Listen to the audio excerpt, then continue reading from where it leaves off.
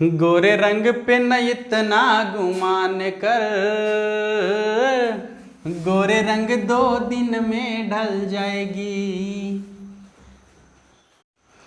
जय हिंद दोस्तों, स्वागत है आप सभी का आपके अपने परिवार मैथ्स गुरु मनीष में। दोस्तों मैं हूं एमके एक्सपर्ट और आज हम लोग बात करने वाले हैं आंशिक भिन्नों का समाकलन, जो आपके एनसीईआरटी बुक एक्सरसाइज 7.5 में आपको मिलेगा।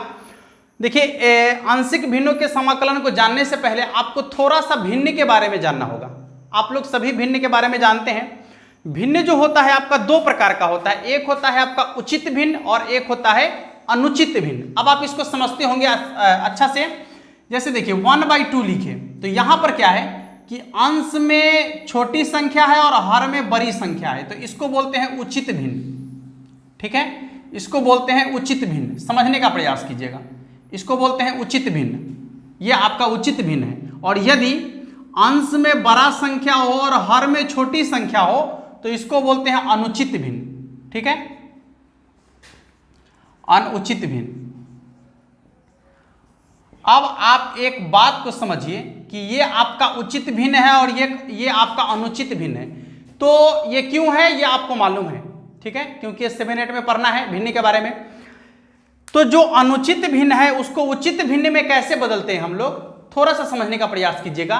यहां 3/2 लिखा हुआ है तो आप क्या करते हैं कि इसमें 2 से 3 में डिवाइड कर देते हैं।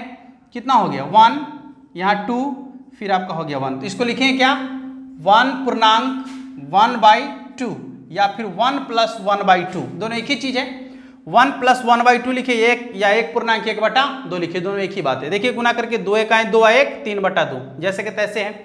अब आपका ये जो भिन्न है देख लीजिए, ये भिन्न आपका उचित भिन्न में बदल गया। यानी उचित भिन्न होने के लिए अंश का मान कम होना चाहिए और हर का मान क्या होना चाहिए, ज्यादा होना चाहिए, तो वह आपका भिन्न जो होगा उचित भिन्न होगा। सेम उसी प्रकार का जो है यहां आपको पढ़ना है आंशिक भिन्न का समाकलन में। अब इससे पहले तो आप संख्या के बारे में अभी देखें। यहां पर 2 बहुपदीय फलन आपका होगा और वह बहुपदीय फलन को मान लिया जाए कि वह px और qx के रूप में, px और qx के रूप में है। तो सबसे पहली बात तो यहां qx के जगह पर 0 नहीं आना चाहिए। ठीक है, जहां qx का मान जो है 0 के बराबर नहीं होना चाहिए। अब यदि फलन आपका px/qx के रूप में है और qx के जगह पर 0 नहीं है तो यहां पर आपको एक चीज और चेक करना हो, px का घात छोटा होना चाहिए qx के घात से, qx का घात। ठीक है, यानी यदि px का घात छोटा है और qx का घात बड़ा है तो इसको बोलते हैं हम लोग उचित परिमेय फलन, उचित परिमेय फलन। ठीक है, उचित परिमेय फलन कब होगा उचित परिमेय फलन, जब px का घात छोटा होगा और qx का घात बड़ा होगा। जैसे हम यहां भिन्न के रूप में देखे थे कि अंश में छोटा संख्या और यदि हर में बड़ा संख्या आया था तो इसको हम क्या बोले थे, उचित भिन्न बोले थे। ठीक उसी प्रकार से यहां 2 फंक्शन, यदि आपको बहुपदीय फंक्शन दिया हुआ रहे जिसमें px और qx है, तो यदि px का घात छोटा हो और qx का घात बड़ा हो तो इसको बोलेंगे उचित परिमेय फलन। बात को समझ रहे होंगे। और यदि यहां पर यह देखा जाए कि px का घात बड़ा या बराबर है qx के घात से, qx के घात से। ठीक है, यदि px का घात बड़ा है या बराबर है qx के घात के तो उसको बोलेंगे हम लोग विषम परिमेय फलन, विषम परिमेय फलन। ठीक है, विषम परिमेय फलन। अब समझिएगा कि यह आपका हो गया उचित परिमेय फलन और यह हो गया आपका विषम परिमेय फलन। तो इस विषम परिमेय फलन को आपको पहले क्या बनाना पड़ेगा, परिमेय फलन के रूप में बदलना पड़ेगा। बदलना कैसे है, यहां आप संख्या का उदाहरण ले सकते हैं। क्या करना होगा कि जो बटा में रहेगा उससे ऊपर वाला में भाग देकर और उसको आप पूर्णांक में बदलकर आसानी से बना सकते हैं। ये क्रिया हम आपको अभी बाद में बताने वाले हैं। सबसे पहले तो आप इतना समझ लीजिए, 2 कंडीशन यहां पर आपको दिया गया है कि px का घात छोटा होगा यदि qx के घात से, तो उचित परिमेय फलन होगा, और यदि px का घात बड़ा होगा या बराबर होगा qx के घात से तो उसको विषम परिमेय फलन कहेंगे। अब यदि आप इसका एग्जाम्पल देखते हैं तो मान लीजिए कि यहां लिखे x प्लस 2 और यहां लिखेंगे x square plus 3x plus 5। देख लीजिए ऊपर है एक घात वाला ना, ऊपर आपका एक घात वाला है और नीचे दो घात वाला है, ठीक है। तो यहां पर जो है px का घात छोटा है और qx का घात बड़ा है, तो इसको बोलेंगे हम लोग उचित परिमेय फलन, ठीक है। ये आपका उचित परिमेय फलन है। और दूसरा जो आपका होगा, जैसे मान लीजिए px का घात बड़ा है और बराबर भी होगा और qx का घात यदि छोटा होगा तो इसको बोलेंगे हम लोग क्या, विषम परिमेय फलन। इसका यदि आप एग्जाम्पल देखते हैं तो मान लीजिए x square plus 3x plus 2 और बटा में यदि लिखा हुआ है एक्स स्क्वायर प्लस 5, तो आप चेक करके देखिए कि ऊपर में भी दो घात और नीचे में भी दो घात, यानी px का घात और qx का घात, तो दोनों का घात बराबर है। यह आपका क्या होगा, विषम परिमेय फलन होगा। या फिर यदि इस तरीके से आ जाए x³ plus 5x square plus 6x plus 2 या फिर x square plus 3x plus 5, यहां गौर से देखिएगा तो ऊपर आपका 3 घात वाला है और नीचे जो है आपका 2 घात वाला है, ठीक है। तो ऊपर घात ज्यादा है और नीचे घात क्या है, कम है, तो इस कंडीशन में भी आपका क्या होगा, विषम परिमेय फलन होगा, ठीक है। तो आप सम परिमेय फलन यानी उचित परिमेय फलन और विषम परिमेय फलन को आसानी से समझ गए होंगे। आइए अब बात करते हैं कि यदि आंशिक भिन्नों के रूप में क्वेश्चन आएगा तो किस टाइप का क्वेश्चन होगा और उसको बनाना कैसे है, ठीक है। चलिए शुरुआत करते हैं। अब चलिए फर्स्ट टाइप का जो आपका क्वेश्चन होगा, इस टाइप का क्वेश्चन होगा, ध्यान दीजिएगा। ऊपर में जो आपका होगा फंक्शन, यानी ऊपर में जो बहुपद होगा उसका घात नीचे वाले बहुपद के घात से हमेशा क्या होगा, छोटा होगा। इस बात का आप हमेशा ध्यान रखिएगा, ठीक है, पहली बात। दूसरी बात, जो बटा में आपका फंक्शन दिखेगा ये दो अलग अलग गुणनखंड करके आपको फंक्शन दिया हुआ रहेगा, दो अलग अलग गुणनखंड करके दिया हुआ रहेगा, ठीक है। इस तरीके से दो अलग अलग गुणनखंड करके आपको फंक्शन दिया हुआ रहेगा। तब जो है इस फंक्शन को आपको इंटीग्रेशन कैसे करना है, इसका समाकलन कैसे करना है, आइए देखते हैं। 1 बटा x माइनस 2 और बटा में x माइनस 3 इंटू क्या है आपका dx। 1 बटा x माइनस 2 और इंटू आपका है x माइनस 3 इंटू dx। अब इसका इंटीग्रेशन करना है, पहले आप चेक कर लीजिए। देखिए ऊपर में जो है आपका कोई x नहीं है, यानी x का घात 0 है, और नीचे में जो आपका x माइनस 2 और x माइनस 3 है, यदि आप इसको गुना करके चेक कीजिएगा तो पता चलेगा कि ये 2 घात वाला है। तो ऊपर में कम घात है और नीचे में क्या है, ज्यादा घात है, तो उचित परिमेय फलन है। अब इसको करना क्या है, बड़ी गौर से समझने का प्रयास कीजिएगा, एकदम एक एक करके समझिएगा और बहुत ही आसानी से आप क्वेश्चन को बना सकते हैं, अपने से क्वेश्चन को बना सकते हैं जब भी इस तरीके का क्वेश्चन आपको पूछा जाएगा। तो देखिए जो दिया हुआ रहेगा dx को केवल छोड़ देना है, dx को केवल छोड़ देना है, और जो फंक्शन रहेगा उसको ज्यों का त्यों उतार लेना है। देखिए 1 बटा x minus 2 into x minus 3 ज्यों का त्यों उतारेंगे। इसके बाद गौर कीजिए, यहां पर देखिए दो अलग अलग गुणनखंड है ना, आपका 2 रहेगा 3 रहेगा, कोई दिक्कत नहीं है।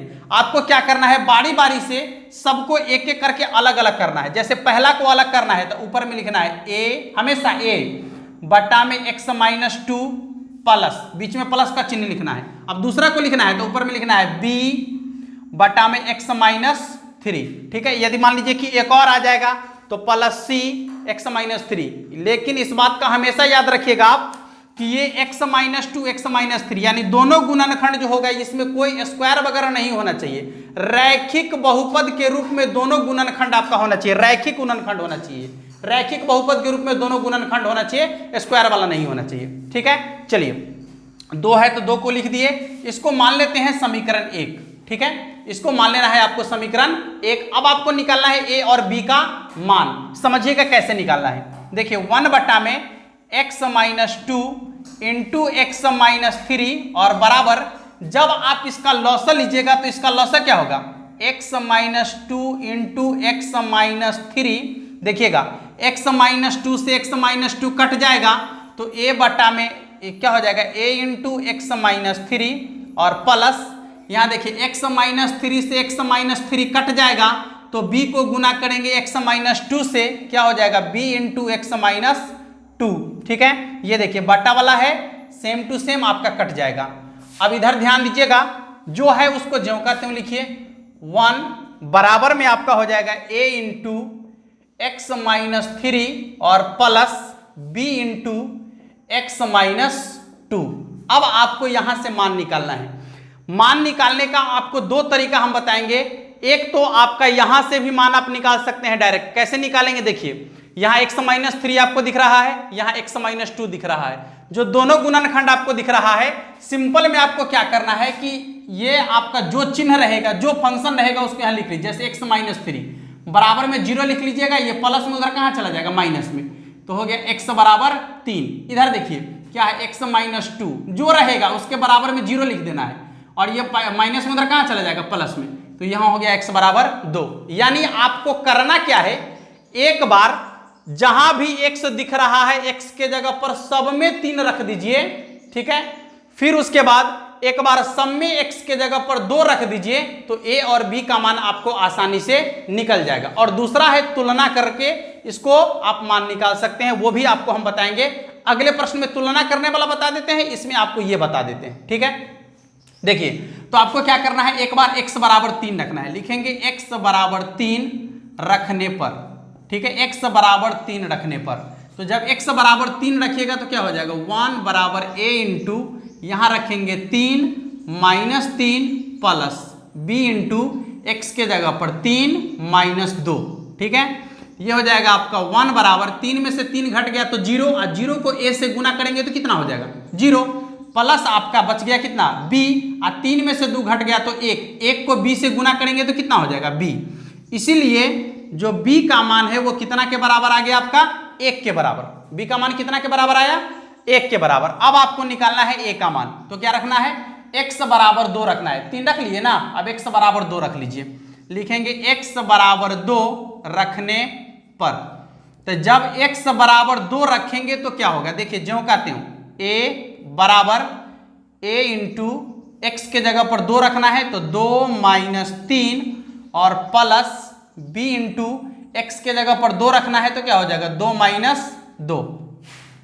ये हो जाएगा आपका 1 बराबर a इंटू 2 में से माइनस 3 यानी 2 माइनस 3, तो घट के माइनस 1 हो जाएगा आपका, प्लस 2 में से 2 घट गया 0, 0 को b से गुना करेंगे तो 0 हो जाएगा। यहाँ हो जाएगा माइनस a बराबर 1, माइनस को इधर ले आइए, इसलिए a बराबर हो जाएगा आपका -1।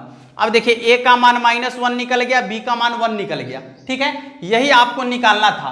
तो अब क्या करना है कि जो a और b का मान आप निकाल लीजिएगा, इस a और b के मान को, इस a और b के मान को आप समीकरण 1 में रख लीजिए। a और b का मान जो है समीकरण 1 में रखेंगे। लिखेंगे a और b का मान समीकरण 1 में रखने पर, समीकरण 1 आपका यहां दिख रहा है आपको, तो इसको ज्यों का त्यों रहने दीजिएगा। 1 बटा में x minus 2 into x minus 3 और बराबर, देखिए यहां a के जगह पर कितना रखना है, -1, तो लिखेंगे -1 बटा में आपका हो जाएगा x माइनस 2 और फिर प्लस b के जगह पर आपको रखना है 1 और बटा में आपका हो जाएगा x माइनस 3, ठीक है।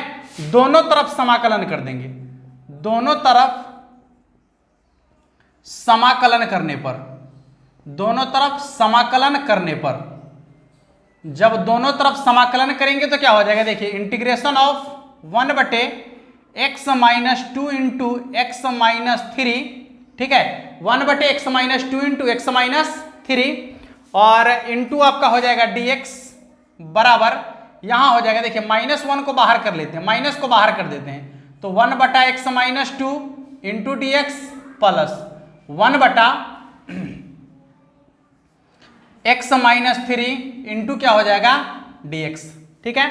इसके बाद देखिएगा ये आपका ज्यों का त्यों रहेगा। अब आपका ये जो है एक प्रकार का जो प्रश्न था शुरू में वो आ गया, केवल आपको इसका इंटीग्रेशन कर लेना है। माइनस बाहर रहेगा, 1 बटा एक्स का इंटीग्रेशन होता है log x, x के जगह पर x माइनस 2 है तो लिखेंगे x माइनस 2 प्लस फिर 1 बटा एक्स का इंटीग्रेशन होगा log x, x के जगह पर है x माइनस 3 प्लस क्या हो जाएगा आपका c, ठीक है।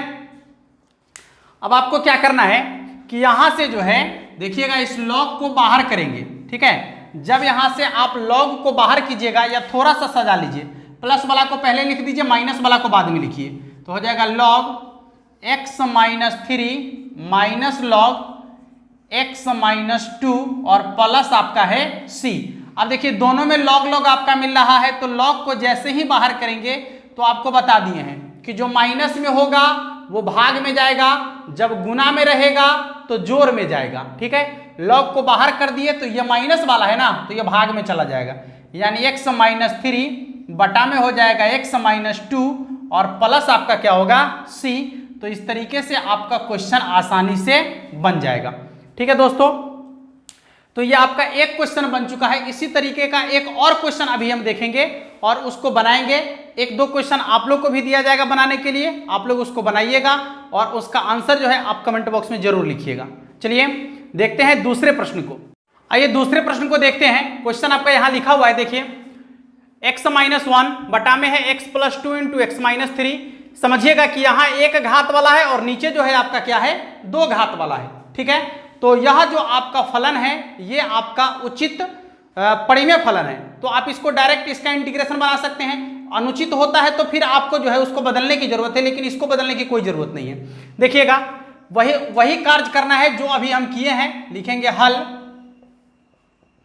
dx को छोड़कर जो रहेगा उसको ज्यों का त्यों नीचे में उतार लेंगे, x minus 1 into x plus 2 और यहां हो जाएगा आपका x माइनस 3 बराबर। देखिए अलग अलग करके इसको ज्यों का त्यों छोड़ देना है। पहले x प्लस 2 को, तो क्या हो जाएगा a बटा में x प्लस 2 फिर प्लस x माइनस 3 है ना, तो b बटा में x माइनस 3, ये आपका हो जाएगा समीकरण 1, ठीक है। अब आगे बढ़ेंगे, ये हो जाएगा आपका x माइनस 1 बटा में x plus 2 into x minus 3 और इसके बाद ये आपका लॉस यदि इसका हो देखते हैं तो इसका लॉस क्या हो जाएगा x प्लस 2 इंटू में x माइनस 3। अब यहाँ देखिएगा x प्लस 2 से x प्लस 2 आपका कट जाएगा, तो a को गुना करना होगा x माइनस 3 से, तो ये हो जाएगा आपका a इंटू एक्स माइनस 3 और प्लस x माइनस 3 से x माइनस 3 कट जाएगा, तो b को गुना करना होगा x प्लस 2 से, यानी हो जाएगा b इंटू एक्स प्लस 2। ये देखिएगा बट्टा में सेम सेम है तो कट जाएगा, क्या बचेगा आपका x माइनस 1 बराबर a into x minus 3 plus b into x plus 2। अब आप चाहे तो यहां से जो क्रिया आपको हम x का मान निकालने वाला अभी बताए हैं उससे भी मान निकाल सकते हैं। तो इसके लिए आपको क्या करना होगा, यहां देखिएगा x के जगह पर आपको एक बार 3 रखना होगा, क्योंकि ये माइनस में है तो 0 के उधर जाएगा प्लस में हो जाएगा, तो एक बार x बराबर 3 रखना होगा और एक बार जो है आपको x बराबर माइनस 2 रखना होगा। आसानी से रखकर बना सकते हैं, लेकिन ये आपको पहले बता दिए हैं, ठीक है। तो इसको कर सकते हैं। अभी हम आपको बताते हैं कि तुलना करके आप कैसे मान निकालेंगे। आपके पास हर एक प्रकार का औजार होना चाहिए, जब जिस औजार की जरूरत हो तब उसका प्रयोग कर देना है आपको, ठीक है। चलिए तो तुलना करके कैसे मान निकालेंगे, इसके लिए एक स्टेप और बढ़ जाते हैं। क्या हो जाएगा, a को x से गुना करेंगे तो ax माइनस 3 को a से गुना करेंगे तो 3a प्लस b को x से गुना करेंगे तो bx और प्लस b को 2 से गुना करेंगे तो कितना हो जाएगा आपका 2b। अब आपको करना है तुलना, लिखेंगे तुलना करने पर। अब तुलना करना कैसे है, तो इसके लिए आसान बात समझिएगा। x बला को x बला के साथ, अंक बला को अंक बला के साथ, ठीक है, कुल मिलाकर कहा जाए तो समान घात बला को समान घात बला के साथ तुलना करेंगे, समान घात वाला को समान घात वाला के साथ तुलना करेंगे। तो यहां आपको देखना है, देखिए x वाला है x वाला है, इधर भी x वाला है, तो x वाला को x वाला के साथ तुलना कर लीजिए, यानी हो जाएगा x बराबर, इधर x वाला क्या है ax और प्लस bx, ठीक है। यहां से यदि आप x को कॉमन ले लेते हैं, यहां से यदि x कॉमन लीजिएगा तो क्या हो जाएगा x बराबर, x कॉमन ले लीजिए यहां से, तो a प्लस b, x से x कट गया तो आपका a प्लस b बराबर हो जाएगा 1 होगा। इसको समीकरण 1 रहने दीजिए, सॉरी 1 है तो यहाँ 2 रहने दीजिए या a कर दीजिए इसको समीकरण a मान लीजिए आप, ठीक है। a प्लस बी बराबर कितना आ गया 1। अब आप देखेंगे कि यहाँ अंक वाला भी है, ये कांस्टेंट है ना 3a और 2b, ये कांस्टेंट है, तो कांस्टेंट वाला को कांस्टेंट वाला के साथ तुलना करेंगे। यहाँ कांस्टेंट -1 है तो -1 बराबर हो जाएगा आपका -1 बराबर -3a और प्लस 2b। थोड़ा सा सजाकर इसको लिख देते हैं, तो सजाकर लिखेंगे तो क्या हो जाएगा -3a प्लस 2b, या प्लस वाला को पहले लिख देते हैं, माइनस वाला को बाद में लिख देते हैं, ठीक है। तो जब प्लस वाला को पहले और माइनस वाला को बाद में लिखेंगे तो क्या हो जाएगा, देखिएगा 2b माइनस 3a बराबर -1, ये आपका हो जाएगा समीकरण b, ठीक है। समीकरण a और b भी आप नहीं मानिए, यहां पर समीकरण p और q मानिए। इसलिए ऐसा करना है आपको, देखिए इसलिए ऐसा करना है समीकरण p और q, क्योंकि a और b तो इसमें पहले से अवेलेबल है, ठीक ना। चलिए अब आपको समीकरण का हल करने आता है, चाहे विलोपन विधि हो, प्रतिस्थापन विधि हो या वज्र गुणन विधि हो, इसलिए आपको हल करने आता है क्योंकि आप 10वां वर्ग पढ़ के आए हैं, वहां आपको पढ़ना है दो चर वाले रैखिक समीकरण निकाय का हल। तो चलिए हम इसको विलोपन विधि से हल कर लेते हैं। लिखेंगे समीकरण P तथा Q से क्या करना है आपको, समीकरण P है आपका a प्लस b बराबर 1 और समीकरण Q आपका है 2b माइनस 3a बराबर -1। यदि आप इसको हल करना चाहते हैं विलोपन विधि से तो दोनों में से कोई एक आपका बराबर होना चाहिए, या तो a वाला बराबर होना चाहिए या b वाला बराबर होना चाहिए, लेकिन यहाँ दोनों में से कोई बराबर नहीं है। तो हम क्या करते हैं कि b वाला को बराबर करने का प्रयास करते हैं। देखिए b के साथ यहाँ 2 है और यहाँ कितना है 1 है, तो हम ऐसा करते हैं इसमें 2 से गुना कर लेते हैं, इसमें 1 से गुना कर लेते हैं। जैसे ही 2 से गुना करेंगे तो 2b हो जाएगा।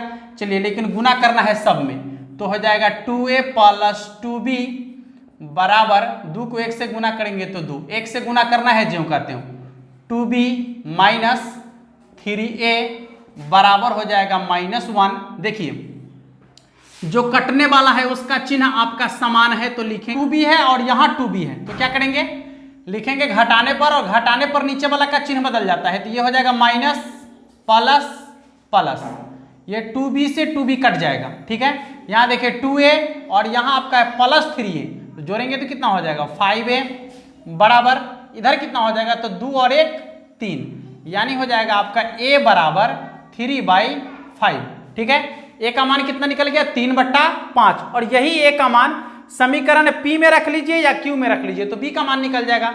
लिखेंगे a बराबर 3/5 समीकरण P में रखने पर, समीकरण P में रखने पर देख लीजिए समीकरण P आपका है a प्लस b बराबर 1, लिखेंगे a प्लस b बराबर 1, a के जगह पर जो मान है रख लीजिए 3/5 रख दीजिए, प्लस b बराबर हो जाएगा 1, ये प्लस में उधर माइनस में चला जाएगा, तो b बराबर हो जाएगा आपका 1 माइनस 3/5। देख लीजिए 5 माइनस 3 कितना हो जाएगा 5 माइनस 3 यानी 2/5, इसलिए b बराबर हो जाएगा आपका 2/5। ए बी का मान आसानी से निकल गया। जब ए बी का मान आप आसानी से निकाल लिए तो अब क्या करना है आपको, यह ए और बी का मान समीकरण 1 में लौटा लेना है, ठीक है। ए और बी का मान समीकरण 1 में लौटा लेना है। लिखेंगे ए बी का मान, ए तथा बी का मान, ए तथा बी का मान समीकरण 1 में रखने पर, समीकरण 1 में रखने पर, समीकरण 1 क्या है यहां दिख रहा होगा आपको, x माइनस 1 बटा में x प्लस 2 और इंटू आपका है x माइनस 3 बराबर a के जगह पर जो मान है रख लीजिए, a के जगह पर क्या है 3/5, तो ये हो जाएगा आपका 3/5 और उसके बटा में क्या है x प्लस 2 लिख लिए, प्लस b के जगह पर क्या है 2/5, तो लिखेंगे 2/5 और उसके बट्टा में क्या होगा x माइनस 3, ठीक है। इसके बाद देखिएगा दोनों तरफ समाकलन कर लेना है आपको। लिखेंगे दोनों तरफ समाकलन करने पर, समाकलन करने पर, तो जब दोनों तरफ समाकलन करेंगे तो क्या हो जाएगा, इंटीग्रेशन ऑफ x माइनस 1 बटा में x plus 2 into x minus 3 dx बराबर, ये देखिए 3/5 कॉन्स्टेंट है, बाहर कर लीजिए, 3/5 बाहर आ गया तो क्या हो जाएगा 1 बटा एक्स प्लस 2 dx और फिर प्लस यहाँ देखिए 2/5 फिर कांस्टेंट है आपका, तो 2/5 को क्या करेंगे, बाहर कर देंगे, तो 2/5 जब बाहर आ जाएगा तो क्या बचेगा 1 बटे एक्स माइनस 3 इंटू क्या हो जाएगा dx। ठीक है, अब आपको करना है इसका इंटीग्रेशन, ये देख लीजिए आपका प्रश्न है, और इसका इंटीग्रेशन इस रूप में आपको करना है, तो क्या हो जाएगा 3/5 log x प्लस 2, क्योंकि 1 बटा एक्स का इंटीग्रेशन होता है log x, और इसके बाद प्लस 2/5 log x माइनस 3 और प्लस क्या हो जाएगा आपका c। ठीक है, तो इस तरीके से आपका जो है क्वेश्चन आसानी से बन जाएगा। तो वीडियो को रोककर क्वेश्चन को नोट कर लीजिए, और इसके बाद जो भी इस टाइप का क्वेश्चन आपका होगा आप एक्सरसाइज 7.5 को निकालिए, आपके एनसीईआरटी बुक का जो क्वेश्चन होगा, जो भी इस तरीके का क्वेश्चन होगा वो आपका आसानी से बन जाएगा। तो अब मिलेंगे हम इसके टाइप 2 को लेकर अगले वीडियो में। इस वीडियो में इतना ही, तब तक के लिए